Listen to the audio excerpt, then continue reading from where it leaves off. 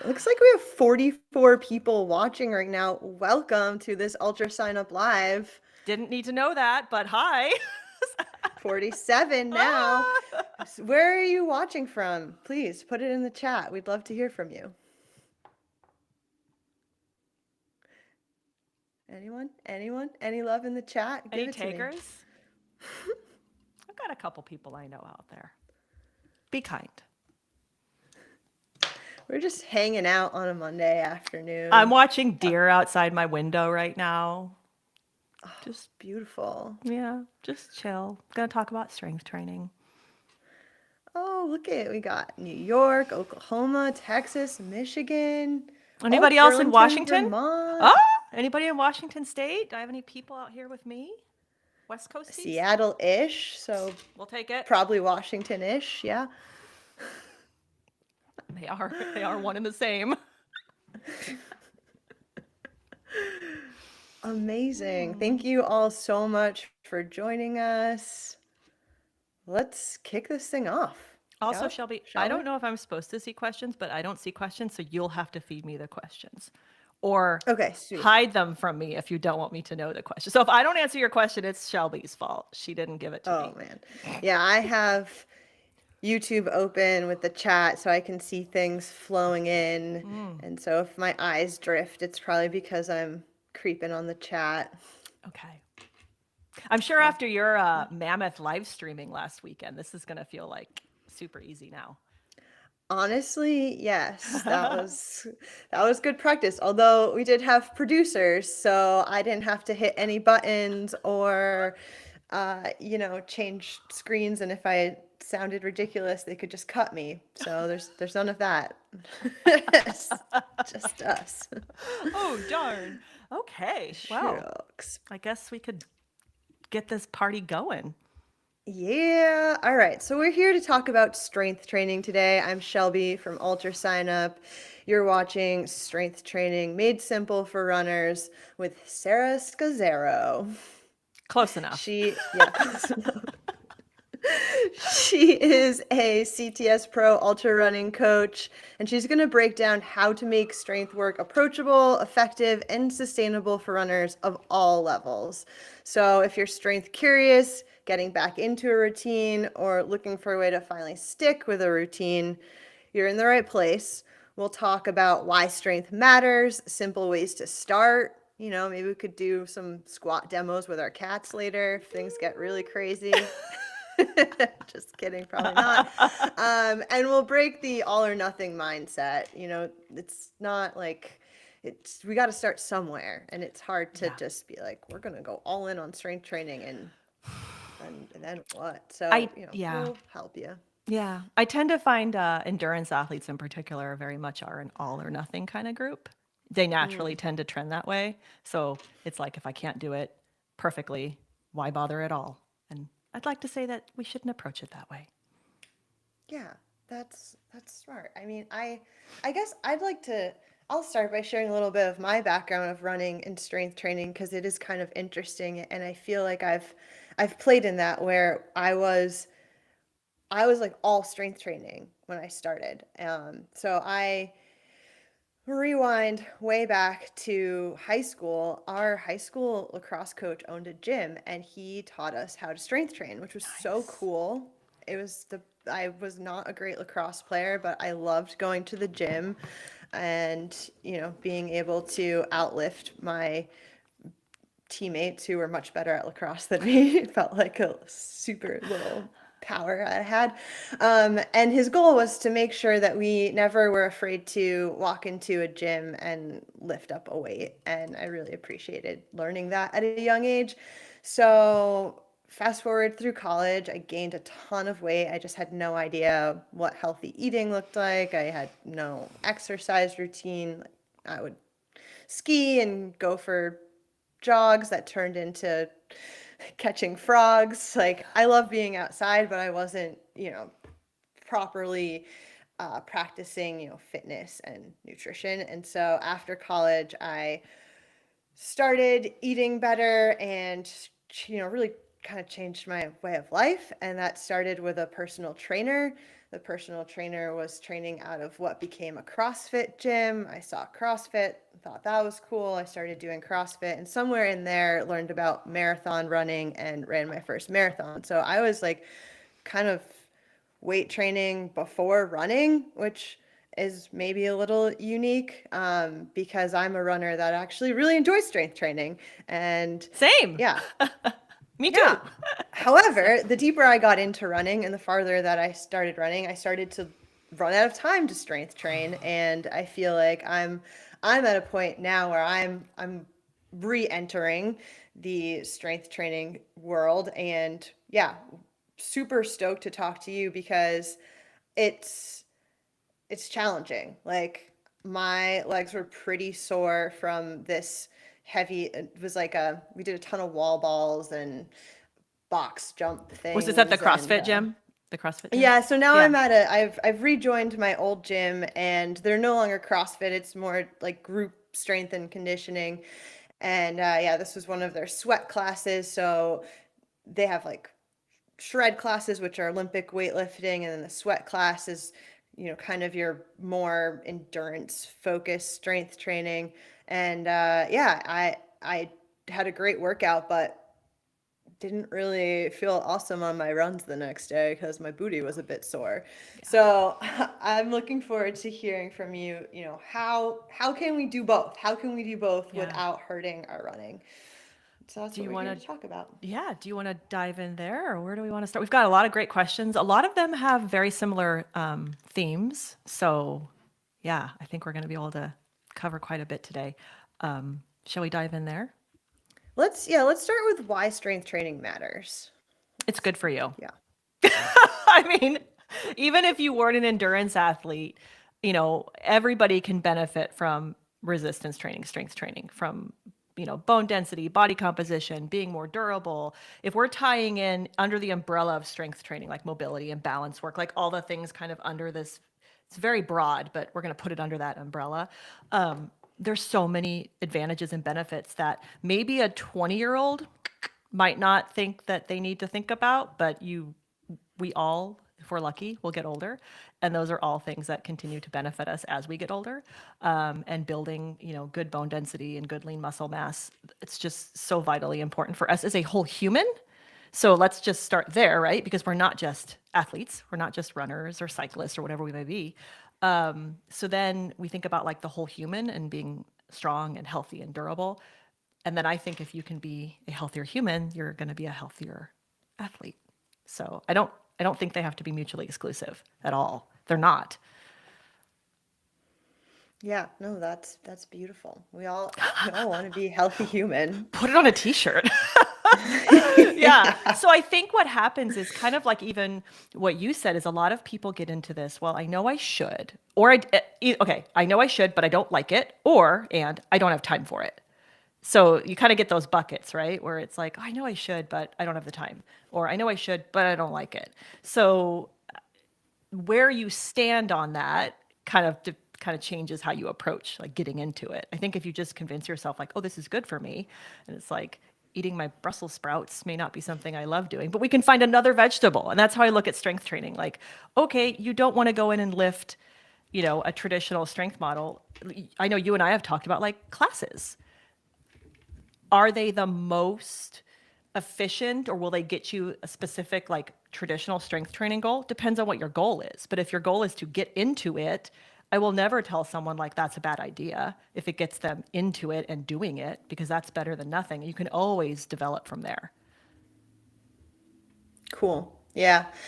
Yeah, I mean, and that was something that my trainer had said to me, when I was getting started lifting, was that there's no end to it. Like you can always keep getting better, and I find that to be pretty inspiring. And you can focus itself. on, yeah, and it is. And you can focus on like, okay, we're kind of more talking about like making it simple today, right? So just like getting into it and like, what does that look like? Which we'll definitely talk about. But then once you're into it, if it's something you really enjoy, then you start getting, if you really want to get geeky about it, like, okay, then we talk about off season, and then we talk about sport specific season, and we talk about general season, and then we talk, the periodization, which is a little bit higher than probably what we're going to get into today, but that really just shows you like you might be focusing on like a power phase, you might be focusing on a hypertrophy phase, you might be focusing, so there's different areas within strength depending on where you are in your season, what your goals are, and where you need to like work on things, that it never stops. And then we haven't even talked about exercise selection. So that, so it's like, it's so fun. Like I think of it as being, it's just so fun to me. Like it's puzzle pieces and like figuring out what's best for each athlete depending on where they are in their season and what they need. So yeah. So when you're And like, let's simplify this, I'm like, that's hard, but it isn't, because I can geek. But when you take it down to it, it's just like lifting a weight that challenges you, what you're, the way you're willing to be challenged or looking to be challenged in that time. Yeah. Yeah, and it's neat to think about those shifting seasons too, because it won't get boring that way either. It's not like you're doing the same movement all year round, and I mean, you can, you can, yeah. But yeah, there's some, shifting progression. So Totally. okay, so how do we start? What do we do to start? To get like you and I, or like strength training? Strength training. So strength training. Okay, if you are someone that has never done it before, because I know a lot of our questions are like, I don't even know where to start, right? I would, in general, advise like watching online videos. If you can get in with a trainer in person or do like a small strength training class at a local Y or a local gym, it's going to really benefit you because you've got eyes on you that can help you with form. If you want to if you're really curious and you're like, I want to set a good foundation. Let's say you've already done that. You've done strength in the past. You're familiar with the weight room, but you're like, I don't know where to start right now. I think for a lot of people that maybe haven't done strength in a while or maybe really ever have, my general guideline is like, you're going to pick something up. In general, you might pull something too, but we're going to pick something up and we're going to aim to be able to do it for 2 to 3 sets of 8 to 10 to 12. Like we're talking general. I'm not talking about hypertrophy phase right now. I'm just like, let's get you in and let's get you moving, right? Mm-hmm. And you can always say you have a couple of reps left in the tank. You're not going to failure and your form is good. Can you do that a couple times, like twice or 3 times a week, and that feels really easy? Then you can start increasing the weight a little bit. You don't have to get crazy. You can stick with very basic movements. We're looking for like a squat, a hinge, which is like a posterior chain dominant, glute dominant. We're looking for a push and a press and a lunge. It can be literally anything from 3 to 6 exercises in a session. And that's all you need to do. And some people are like, well, I only have 10 minutes. Great, pick 2 of those. Pick 3 of those. Do a quick warm up, do your lifts, bada boom, bada bing, get out. Do that twice, 2 or 3 times a week. Are you going to have performance gains? There's the difference. Not initially. Yeah, if you haven't been lifting, there will be a lot of gains. It's just neuromuscular. You're going to have a lot of like, oh man, I'm getting faster. I'm getting better at doing this. I'm getting better at doing the thing. But from like an overall like overarching performance, like in terms of how it translates to your running, maybe not, but that doesn't mean it's not setting the foundation for more growth and development later. So I always say start somewhere. Fill a jug of water with sand, or a jug with water or sand, and lift that if you don't have anything. Like start somewhere. Go heavier when you're ready. Yeah, I mean, I think when you talk about performance gains, I feel like mentally there's some gains just knowing, oh, I put in the work. I remember one of my first half marathons. I had come off of, a deadlift PR the week prior, and I was like, oh, I'm running uphill, like I'm deadlifting and I know I'm strong in the deadlift. And there was this like kind of cool little connection there from what I had done in the gym to now what I was doing on the trail, just like knowing that I do have the strength. I am strong. So and that wasn't only mental, right? There was some physical translation there because you were getting stronger in the gym. It's definitely, as you develop, you will see changes in your running performance in terms of, how you hold yourself, your power, your ability to, stay stronger for longer because you've built a better like core. And I don't talk about just like sit-ups for core. We're talking like the whole trunk and hip flexors and all of that for core.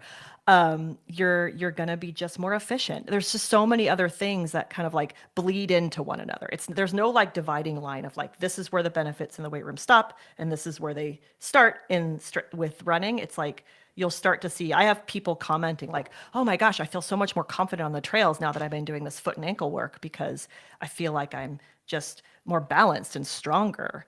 And it's not necessarily anything we could test. In some cases, we might be able to, but they just feel more grounded in their body.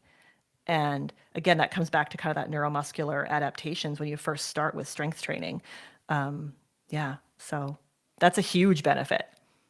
You mentioned core not just being sit-ups, and I'd like to hear more on that. Yeah, I rarely, if somebody wants to give me a shout, like if you're listening to this and I have scheduled one, if I've programmed sit-ups for you in the past like decade, you'd be really hard pressed to find somebody unless they absolutely are like, I am doing sit-ups, or it's a PT for a military exam. That's different. Yeah, I like to think outside the sit-up when it comes to core work. I like reflexive core. I like dead bugs, bear holds, farmer's carries, marches, anti-rotation work. You're not going to find a lot of sit-ups in my roster because there's just so many more effective exercises that truly challenge the core in a way that we want to be challenged as runners, which is trunk stability and trunk control. So yeah, my guess in thinking about what you're saying, dead bugs, you're working on keeping your back connected to the ground and like your pelvic tilt, and like it's easy in a regular sit-up session to have that like banana back and not really be engaging the core. Is that sort of what you're talking about as to, That's one aspect, yeah, absolutely. And also just like I think a lot of times with strength, unless you are in like an explosive phase where you want to be fast, you want the tempo to be fast, most people could benefit from slowing things down a bit with their strength. Don't just rush through it. Don't just be sloppy and flopping around or doing these, really like sketchy core moves. It's like put your like really kind of like take your time and slow the tempo down. You're going to get more out of it. Again, unless we're talking about like a very explosive specific session, which most people will and can do and have fun with it. And if you attend like a small group strength training, like a CrossFit type class, you'll be exposed to a lot of that. But a lot of people when they're first starting out aren't going to be doing that, and that's okay. Start with the basics and then just kind of work from there. I think it's easy to get overwhelmed because you go onto any Instagram channel or any YouTube channel, you're going to see a bazillion different variations of even just like a couple exercises. And so then it's like, where do I start? And so I like start, especially if you're getting into it, start kind of at the foundation, and then you can kind of grow from out there with the variations and exercises. What do you think is the most ignored muscle?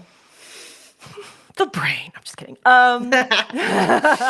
The most ignored muscle. I could tell you like the muscle du jour that's kind of like becoming very popular right now with reason is the soleus or your soleus muscle in the calf, because it is such a powerhouse for runners.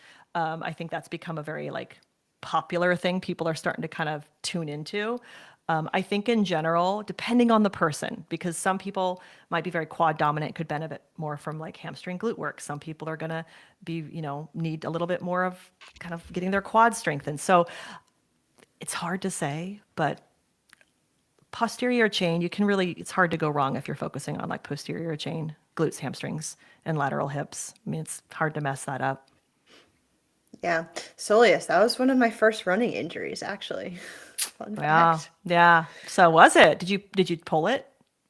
Yeah, I mean, honestly, I was freaked out. I thought it was my Achilles, Oh, yeah. and it thankfully wasn't. It just required some rest. It was, I don't know, maybe it was a minor tear because I ended up going to a PT and I got to use one of the, what are those, the treadmills that like lift you up? Ultra G, like the Ultra G Yeah, ones. Those are fun. You feel like you're yeah. running at a sock. It's great. Yeah, you feel like you're, I mean, they literally take your body weight off, so Yeah. you still get the movement and can slowly build back. But yeah, I blamed that on a new shoe. My husband bought me shoes for my birthday, and um, I was very unappreciative. I was like, "Ah, I can buy my Oh, own running shoes," oh dear. and then This is turning into a marriage counseling session.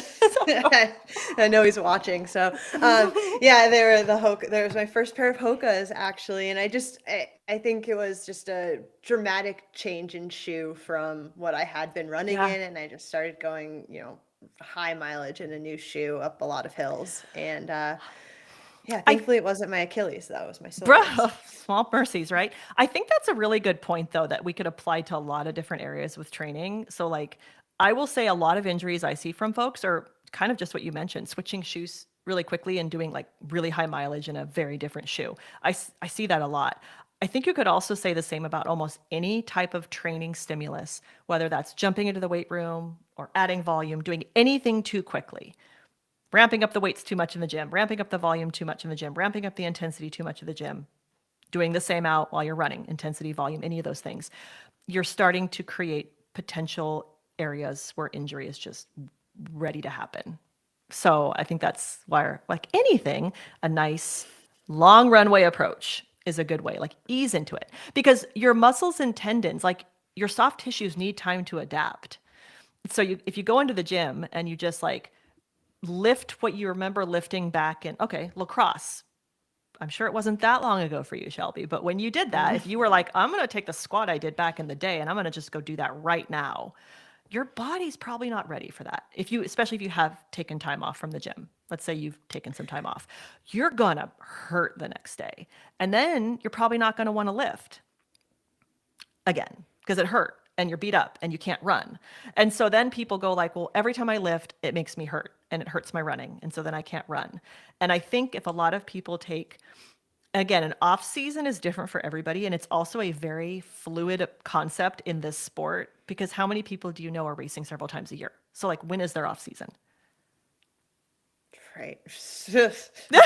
I mean, right? There's a lot of athletes right now who have been doing some back-to-back very, very impressive runs, and Right? I've had some, good conversations with fellow female ultra runners. It's hard not to compare yourself to that Yeah.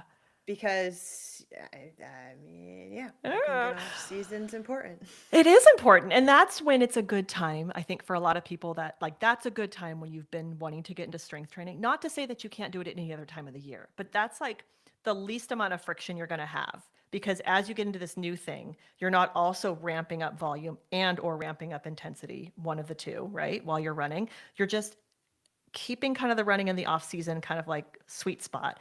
And then you're dabbling in this new sport or this new activity modality of strength training.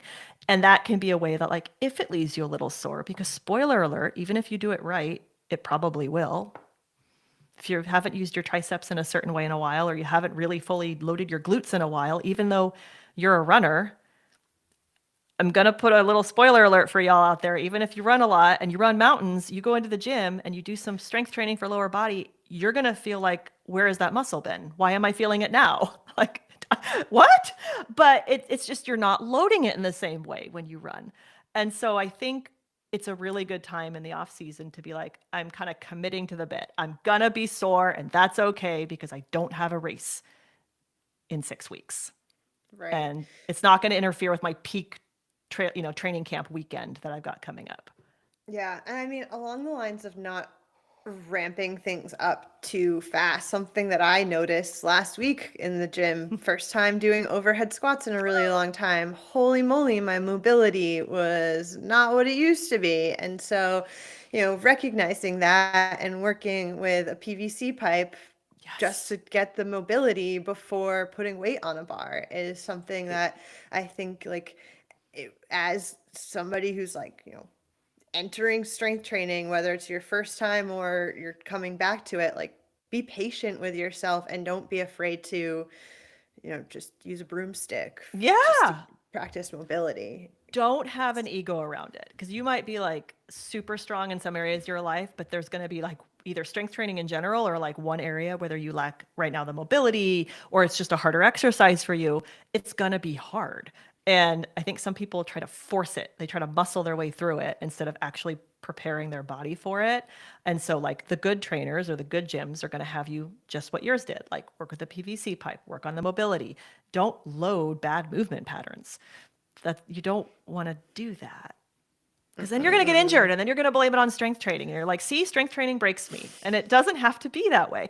And I'll say, like, I find if somebody does it kind of in the like off-season, preseason, right? They're doing it. And then, yeah, you're going to adjust it as you go. So I know we've had some questions about this. So like, let's say somebody right now doesn't have a race until like late spring. I know I'm talking to like 2 people here because everybody else is like, oh, we got a race in February or we've got a race in April. But like, let's say like an A race isn't quite close up.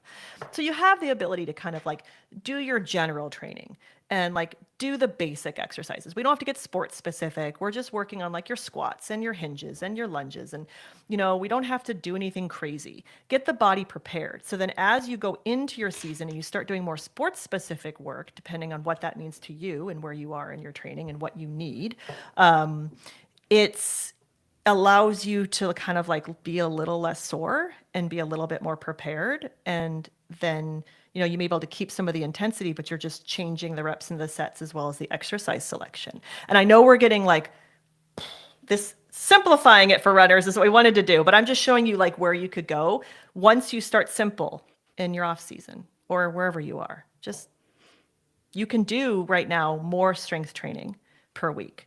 In season, 1 or 2 days a week is fine. Right now, people can usually do 3, 4+ days if they want to. But I don't know many runners that are taking off enough days from running that they could do 4 days a week of lifting, 4 to 5 days a week of true lifting, not like a 20-minute upper body session. Most people do good with like 2 to 3 days. Let's talk about timing then, because like, okay, true lifting, how much time would a true lifting session that's take? Probably not a good way to put it, you know, because then it starts sounding elitist. Traditionally speaking, like most people are going to do like, if we're talking like off season, if you talk like NSCA and stuff, we're going into like 4 days of full body work plus potentially a conditioning day. Like truly, it can be 4 full body days and a conditioning day. That's going to take some time and it's also going to take some recovery, right? So most people, if they want to do that, if they're totally throttling back some of their volume in the off season, great, more for you. But like, I even know me right now, like 3 full body days a week, 45 to 60 minutes is kind of where most of my athletes and where I sit right now.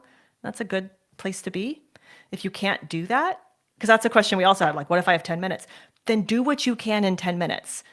Pick one really good upper body exercise and pick like if you've got 2 times a week, you can do 10 or 15 minutes. One day do like a squat and a press, and another day do like a hinge. And see what I'm saying? Like just pick an upper and a lower. Great. Maybe a core. I don't want to get greedy, but don't have an all or nothing approach. Or like, if you know, like, hey, I know that I tend to be really weak in this area, or I know this is a limit, or I've identified this. I don't have a lot of like, oof, when I go up hills, or I get really dead legs going down hills. Like, you might want to focus on some certain exercises that address those things and really like lean in on those. But if you can't do, 4 to 6 exercises in a session plus a warm up and, and a core, I get it. That takes time. And I'm a sicko. Yeah. Like, I love to program that stuff. I love to play. I love to think about all the fun little things to do. I know most people are like, give me 4 exercises and tell me I'm done. Like, and I want to be out running. And for a lot of people, anything that they only have so much time in a week, and anything that keeps them from running is like bad.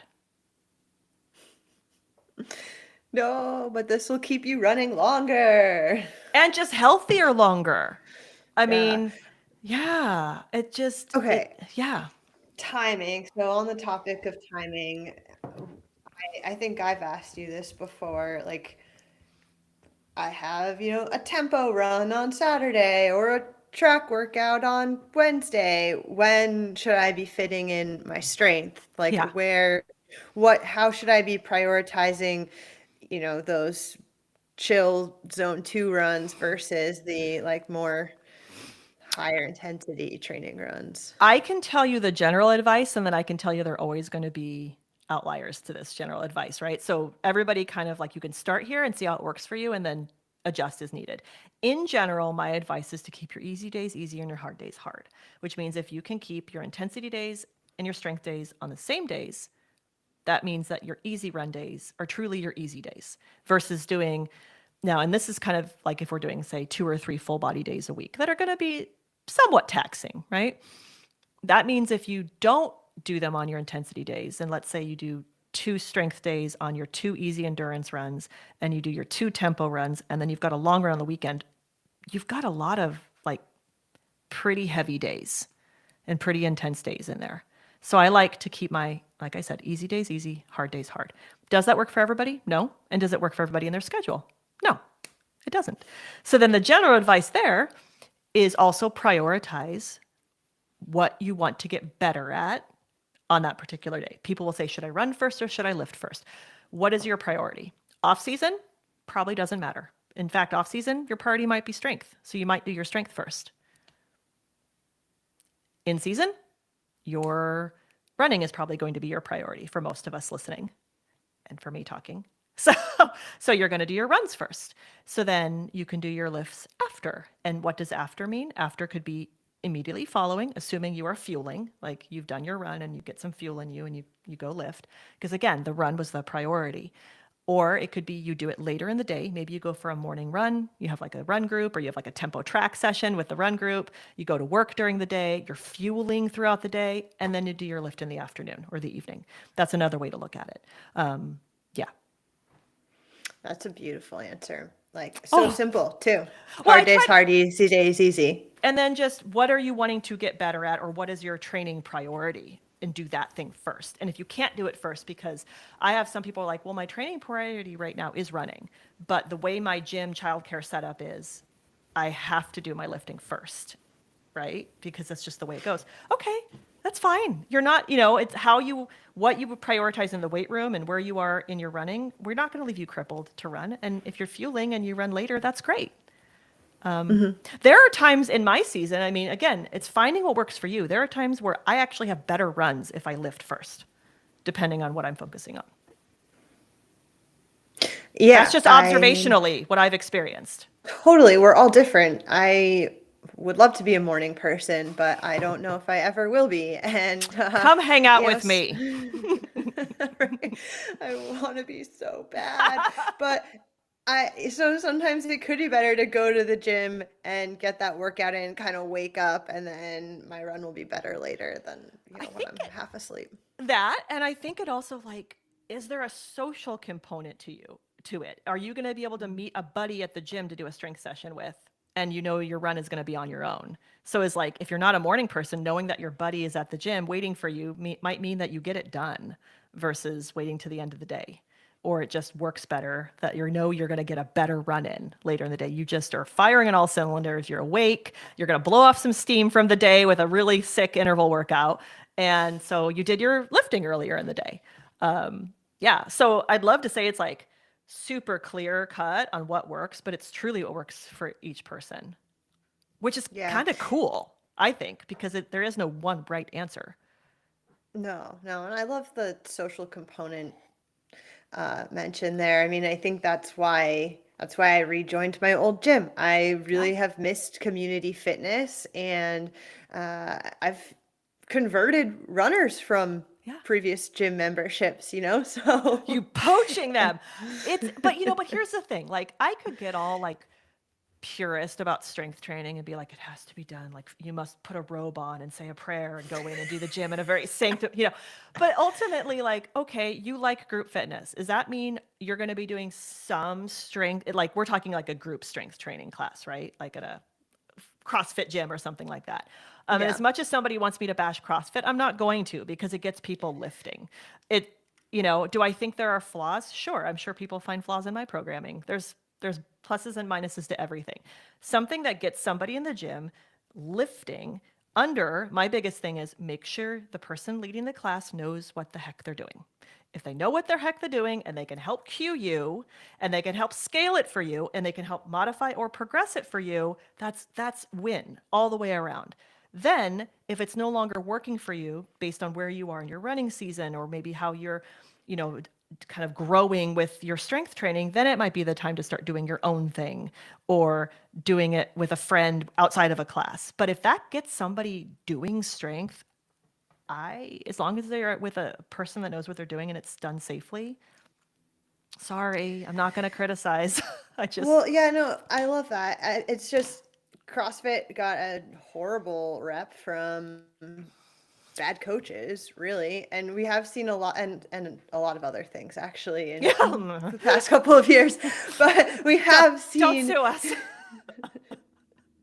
we've seen, and we've seen gyms kind of take CrossFit out of the name and become group strength and conditioning. And High whatever. Rocks is new now, and Yeah, it's really I see it all under the same umbrella unless you were to get very nitpicky about it.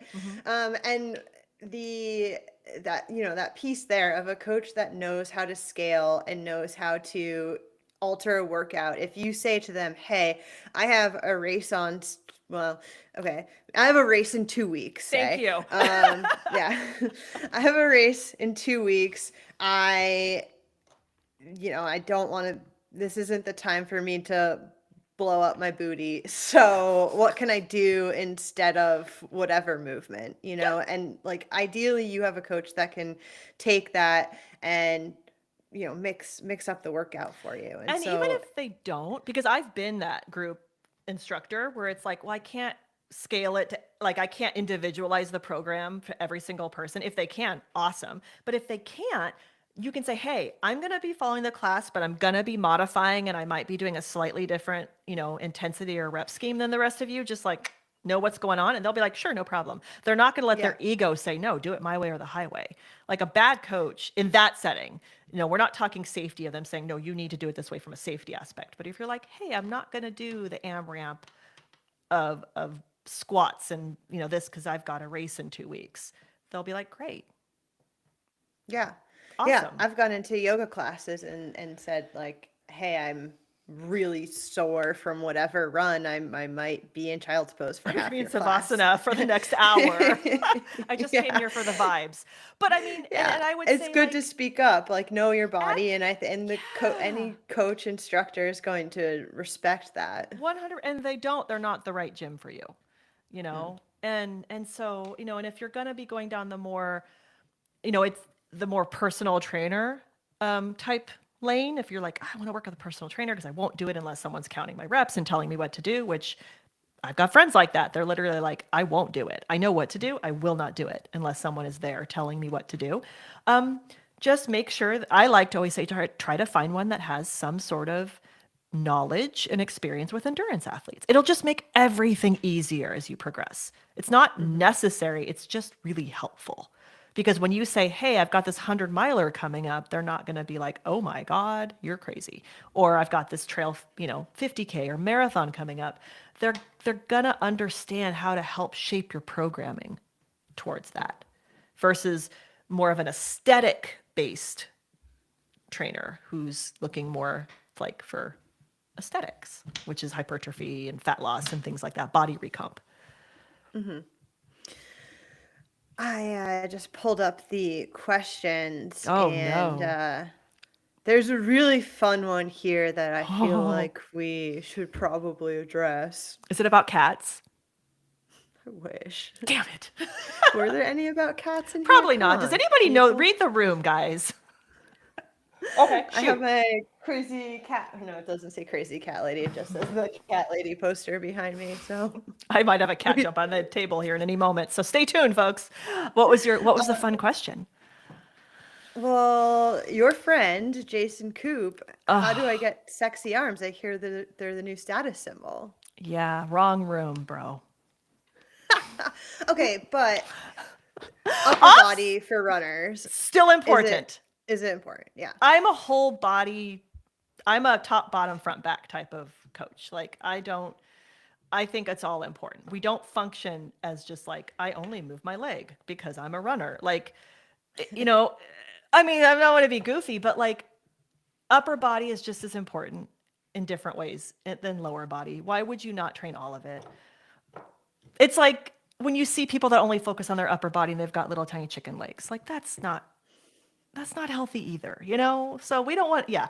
Especially runners, like ultra runners. I don't mean to, I know not everybody here may be an ultra runner, and I totally respect that, but like people that are maybe doing like ultras or trails, like strong upper bodies are going to help with like scrambling up mountains and using your poles. I can't tell you how many athletes I get where we start doing work that'll help them be more efficient with their poles, you know, outside of just practicing with their poles. They're like, oh my God, being stronger in my upper body really helped. And also, so I'm not slouching over my poles and I'm not over muscling with my poles. Like I'm actually using them as an extension of my body because I have the strength to do so. And who doesn't like tank top season? There. Right? I mean, Come on, guys. more So race Coop tees should be tank tops. Coop needs to start wearing his little tank tops if he's worried about his upper body. We can crop it for him too. That's the Next look. race, just crop it. So, I but would love to see Coop race in a crop tank. we'll start a poll. Who wants to see that? But I mean, in seriousness though, too, like I think it's important. While I'm talking about strength from like a more of like a performance slash like whole body approach, like holistic, like it's just good for us as humans. I also understand that some people do it because they like how it shapes and changes their body, and that's okay too. That's okay Yeah. to want strong, healthy, rounded glutes or nice shoulders or a healthy back. Like, if that's what gets you strength training too, great.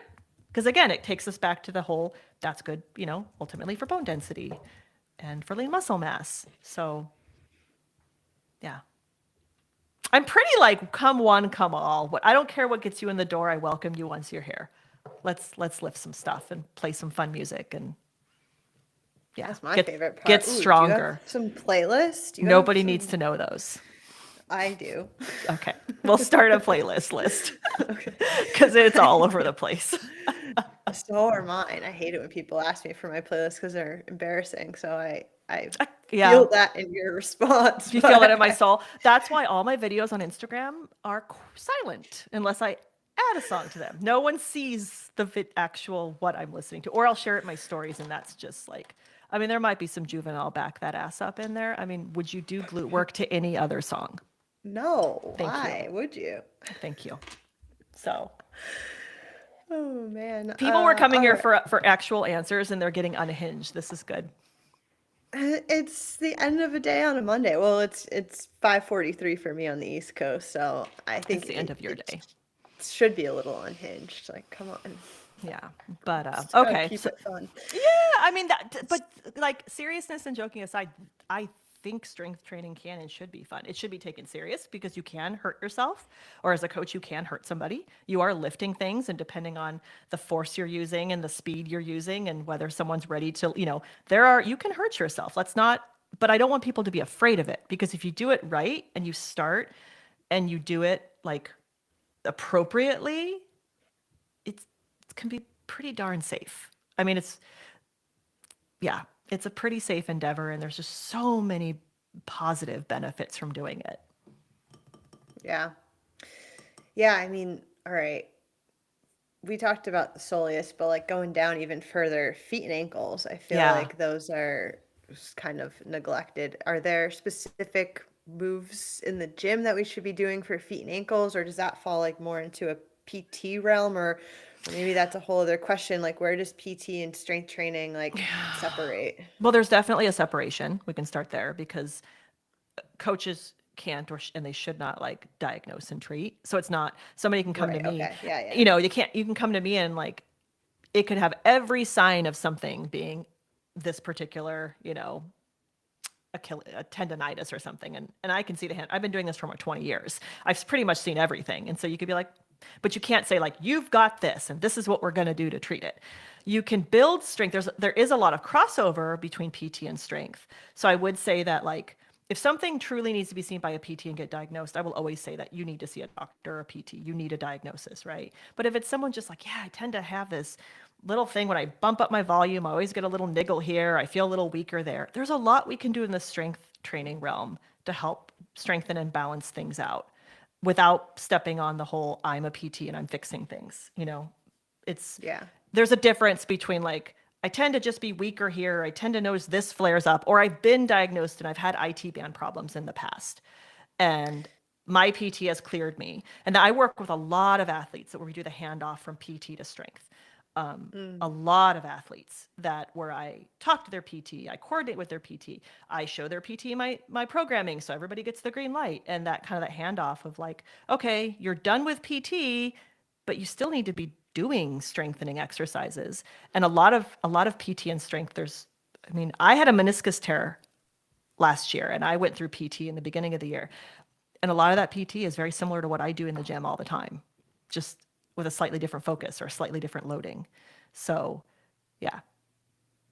So Okay. back to your Yeah, question that's on like, good. No, yeah, yeah, thank you for differentiating that too. It's like, yeah, the PT is going to help figure out what's wrong with you, and they might prescribe some movements that look very similar to maybe what your, yeah, yeah, that's where it bleeds over, I guess, when it comes to the movements and the yeah. But I think that's building like strength, maybe. kind of cool though, because that lets somebody know that like, hey, a lot of times with things when you've encountered it with a PT or you've had a diagnosis or you're prone to an overuse injury, like you're just prone to an IT band problem or plantar fasciitis or a tendonitis or something like that, and you've gone through PT and you've done the treatment, and now you're off in the wild because you no longer need PT or your insurance won't cover it anymore, and your PT's like, go off, into the wild. There's a lot that you can still do. And also I will say some of those people, you're going to just have to have like a little bit of a PT/mobility program that you just do. That's just your maintenance now. This is just part of what you do. You brush your teeth and you do these exercises. Not, well, you can do them concurrently, but like you just do them, just accept this is part of your warm up now. Because if you don't change the things that caused you to have it in the first place, it's probably going to come back. Okay, so you talked about brushing your teeth, and I know that is you can brush your teeth and do things. So, like brushing your teeth and standing on one leg, is that? So like if we're kind of like we talked about earlier, like the general like strength training, and like some people would say mobility is not in there, but we're just going to welcome into the family right now. I love to do a lot of my like balance work while I'm brushing my teeth. So like standing on one foot or standing on a half dome, or you can do monster band walks, another one of certain people's favorite things. But like lateral band work, you can do that while brushing your teeth or on the Yeah. phone or cooking. I mean, you're not going to be doing like heavy squats while you're brushing your teeth or anything like that. But like a lot of the like delicate, like pretty work, like the little work that you just kind of like helps fill in some of the holes of like that keeps you robust and strong and everything kind of working well together.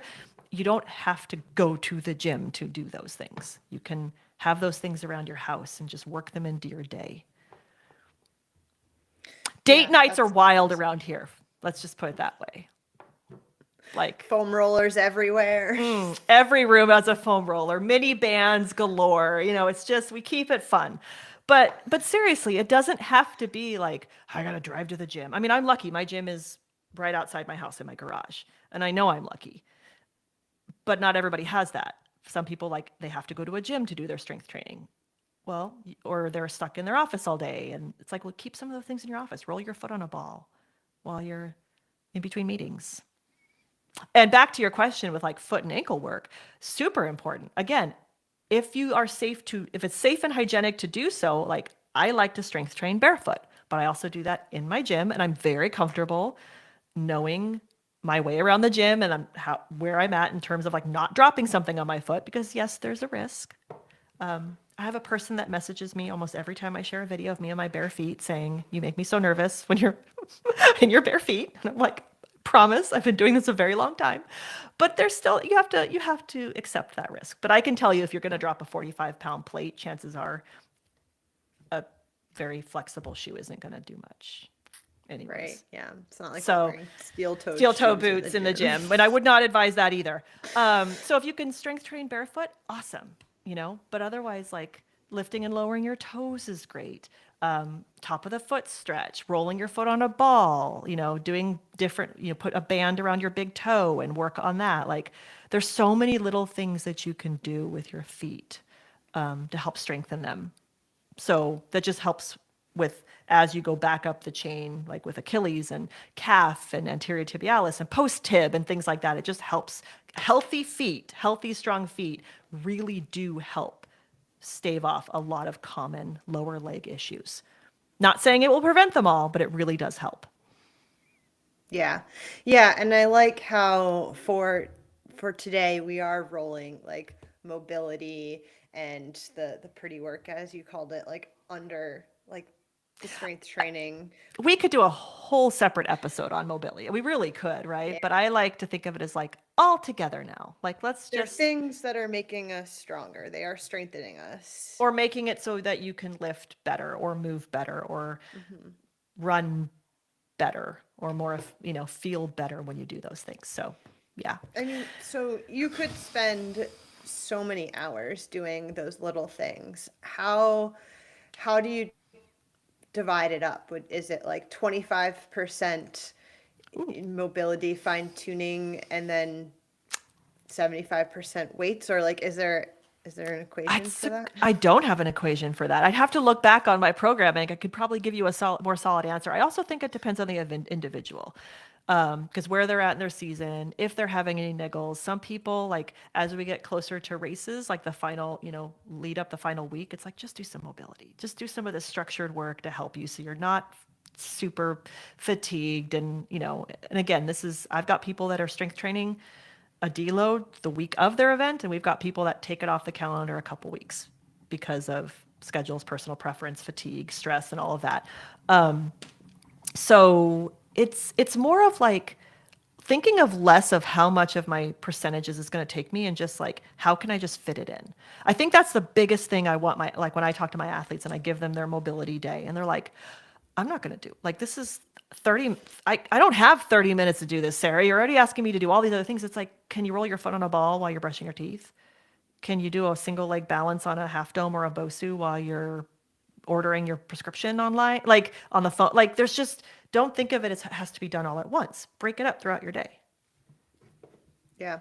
Okay, so you trained some incredible athletes. Abby Hall's mother might be watching right now. Oh, hi, Abby Hall's mother. Hi, Mrs. Hall, if you're Hi, here. Mrs. Hall. I wonder, yeah, what are some, and without, calling out names, but I imagine that there's some unique differences between athletes and their training protocol, or like even some resistance, like, I don't know. So I would just be curious to hear some of that inside scoop, whether it's like, oh, wow, this, athletes skipping strength training. I don't know. Yeah, give me some scoop. I can't give you any hot goss. All of my athletes are angels. Perfect angels. No, but truly, I am very lucky that every athlete that I work with at like the pro level truly, even if they don't love it, they recognize and have felt the benefits of it. I've got some that love it and they're like, oh, it's amazing. I like, they're so excited when the big race is over and they're like, put me back in. I can't wait, to get really into it again. Because we're doing it throughout the season for them. And, and I have both like traditional, like what you call like general periodization, traditional periodization, and undulating periodization, which kind of gets crazy, but it depends on the elite and what we're focusing on. But yeah, no, they all do. I would say if anything slips off for some individuals, it's the mobility. Womp womp. But Yeah, most of my athletes do like their strength.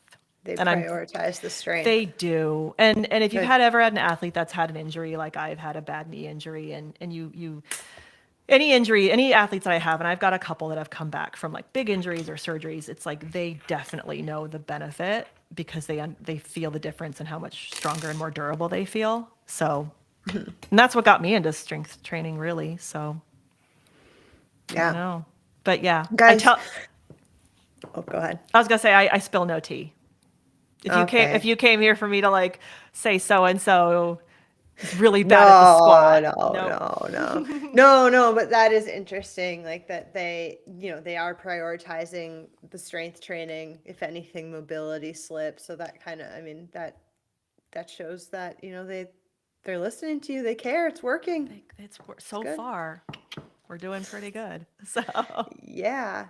We are coming to the end of this. So if anybody listening has questions they want to pop in the chat, we will do our best to answer them. or we could do a Instagram question answer later. Like you can send Yeah, me the that questions and works I'll pop them in too. my stories too. So Yeah. I love answering questions. And as you can probably tell, I love talking about this and cats and all sorts of things. So I'm happy to answer questions. I ultimately I feel like almost everybody, if not everybody, because I don't think it's always a all or nothing, people can benefit from strength. And if there's any way I can help someone lower the barrier of feeling like whether or not they should or could or do this, I am there to help. No question, but more cats would be awesome. Yeah, Is that always. Alyssa? It's not. It's a new friend. My door was open, they would be here. Yeah. We did get a few questions about athletes over 50, and is there anything to be said to that, or is it, I, listen to your I, body? yeah. I mean, truly, I think that population more, I know I don't like to say one population should be doing it more than others, but if you're over your 40s and into your 50s and 60s, you definitely should be prioritizing strength training because we lose muscle mass as we get older at a, I don't want to say an alarming rate, but it kind of feels that way. And then, bone density. And so I feel like those people doing it young and building a good level of bone density is great, but the second best time is to just continue doing it and then don't stop. And then if you've never done it, what's the old saying? The first best time was yesterday. The next best time is today. Like, don't think because you never have that you won't benefit, because you will totally. There's so many benefits, even just like neuromuscularly and balance and, having, better just connections with your body. Like even just setting aside the other benefits you will have if you continue, you're going to start to see those benefits and feel those benefits very quickly. And who doesn't want to be less prone to like falls and things as we get older? Yeah. Yeah. So, Yeah. I know. so yeah. Especially when we're playing on trails, it's very easy to fall, even when Yeah. we're not old. So We don't bounce as well as we get older. Let me tell you, no. when you get older, you don't quite bounce the same. No. So, and I had osteopenia in my early 20s, which is really like borderline osteoporosis when I was young. So I worked really hard to build my bone density back to a decent level. But even then, I was clawing to get to normal.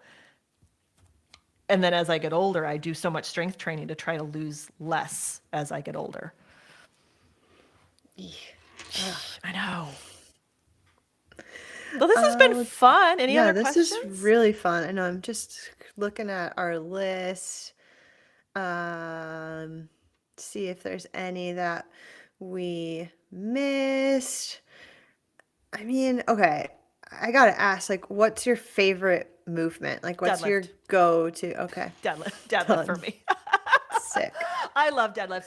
I'm proportion, like my body proportions are just really well proportioned for them. I do them very well. I love doing them. I feel really strong when I do them. So like when you find that thing that you're like, I'm good at this and I feel strong.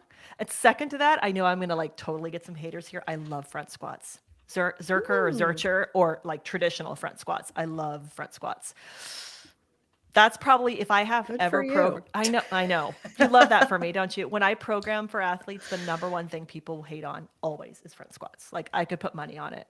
It's like almost like a litmus test. I'll just kind of like, so what do you think about this? And they'll be like, absolutely not. I'm like, damn it. It's okay. It's like, it's fine. I love it enough for the rest of us. So if somebody was looking for a base plan, where could they get one? There's a lot of great reasons. That's kind of hard because there are people that do have them out there. I don't. I tend to do more individualized strength. I've thought about putting programs out there, but I just love the individual component of it. I know there are other good coaches out there. I don't know if Aaron Carson does, but that's somebody to look at. Chris Lee at Kinesis Integrated, I know does good work. I think they've got some out there. You can follow me on Instagram and social media. I like to post lots of ideas. You can find a lot, even picking up like a, NSCA book and just looking at like, what do I want to focus on in terms of movement patterns starting out? Or of course, like we talked about, working with a professional, even for a little bit at a gym. Even if you get a couple sessions with a personal trainer, like as a I love you gift or an I love me gift post race or birthday or Christmas and, or whatever holiday, and give yourself a couple sessions so that you can kind of learn what exercises, what you can do and what you feel comfortable with and what are accessible to you. And we didn't even get on the topic of like, you really don't need a ton of equipment in the beginning. You'll look at my equipment and be like, oh, that's coming from someone that has a gym full of stuff, but I didn't start that way. More variety, it just gives me, that's all it gives me. But you can do a lot with just like an adequately heavy kettlebell or dumbbell when you start and then grow from there. Yeah. Would you say we have a kettlebell? I love our kettlebell, but if you were to say, get one thing, would it be a set of dumbbells or a kettlebell?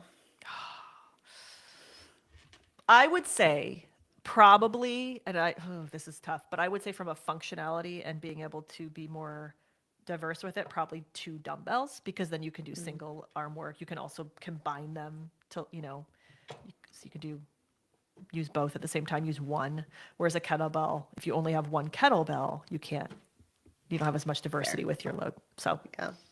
But that's like asking, which cat you love more. It's really not fair. It's not fair. Both are wonderful. Sure, because you've deserve all got the both, snacks. but sure. Yeah, we'll just leave it at both. Awesome. So where can people find you, Sarah? In the woods, running, in the weight room. I'm at sarah.scozzaro, which I guess my name will probably be somewhere on this so you can spell it, because even my dad still struggles with the spelling. So I don't blame anybody, but sarah.scozzaro on Instagram. That's where I'm Well, most. you have the 2 Z's. My Instagram shelves F with 2 Z's because 2 Z's are more fun than one. But Oh, yeah. okay. I once way back in the day, I did conditioning for an MMA team, and one of the guys was like, Scozzaro, I got it. Train with Scozzaro, you'll be sore tomorrow.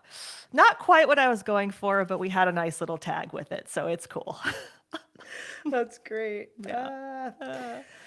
Oh man, all right. Well, I guess I should go swing my kettlebell around or something. Go talk to it. Make friends with it first. Tell it all the things you're going Yeah. to do with it. Yeah, I'll go do that. Okay. Awesome. Well, Thank thanks, you Shelby. so much for being here. Thank you. This was a blast. Have a good one. It's so fun. All right, I'm gonna cut the stream. Maybe. So many tabs open. Thank you everyone for joining us. This is going to live on the UltraSignup YouTube. So if you want to come back and watch it again, please do. Share it with your friends, subscribe, all of that good stuff. And that's that. Bye.